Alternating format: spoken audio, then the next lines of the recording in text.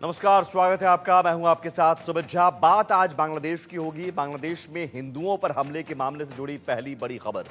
बांग्लादेश में हिंदुओं पर 2200 हमले हुए हैं। जी हां, 2200 हमले की घटनाएं हुई हैं। 2024 में हिंदुओं पर 2200 हमले हुए हैं और ये जानकारी विदेश राज्य मंत्री कीर्तिवर्धन सिंह ने दी है।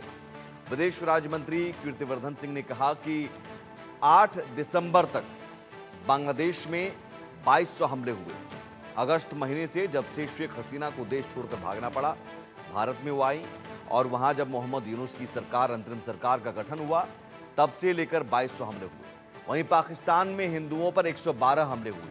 आप समझिए कि हिंदुओं पर हमलों की इन घटनाओं को कैसे बांग्लादेश छिपाता रहा और बांग्लादेश की मोहम्मद यूनुस की सरकार इस बात से मुकरती रही कि नहीं, हिंदुओं पर कोई हमला नहीं हुआ। हालांकि विदेश सचिव विक्रम मिस्त्री जब दौरे पर गए, बांग्लादेश दौरे पर ढाका पहुंचे और जब भारत की तरफ से सख्ती बरती गई तो जरूर मोहम्मद यूनुस की जुबान पर थोड़ा सा ही सही, लेकिन सच जरूर आया और माना कि 88 घटनाएं हुई। लेकिन 88 नहीं, यहां 2200 हमले हुए हैं और ये विदेश राज्य मंत्री कीर्तिवर्धन सिंह ने कहा है।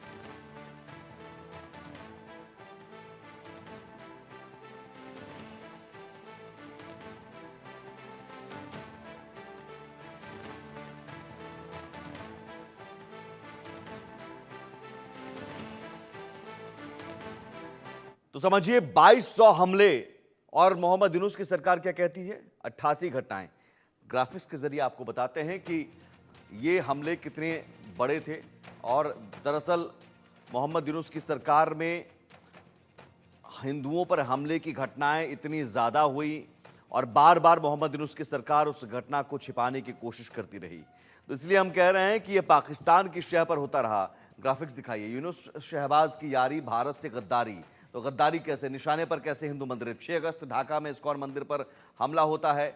6 अगस्त को शुरुआत यहां से होती है। फिर 12 अगस्त को मेहरपुर में इस्कॉन मंदिर पर हमला होता है और ये लगातार हमले की घटनाएं फिर जारी रहती हैं। 3 अक्टूबर को कोमिला जिले में दुर्गा प्रतिमा पर हमला होता है, दुर्गा प्रतिमा को तोड़ दी जाती है। 12 अक्टूबर को ढाका के तांती बाजार में पूजा मंडप पर हमला किया जाता है और लगातार इस तरह के हमलों की घटनाएं चलती रहती हैं। 11 अक्टूबर को चटगांव के दुर्गा पूजा मंडप में उपद्रव होता है। ये दौर नवरात्र का था। नवरात्र के दौरान हमले की घटनाएं और बढ़ी। 11 अक्टूबर को सतखीरा के यशोरेश्वरी काली मंदिर में मुकुट चोरी कर ली जाती है, मुकुट वहां से चुरा लिया जाता है। चटगांव के 3 हिंदू मंदिरों पर भी हमला किया जाता है 29 नवंबर को। ये वो घटनाएं जो दिखी।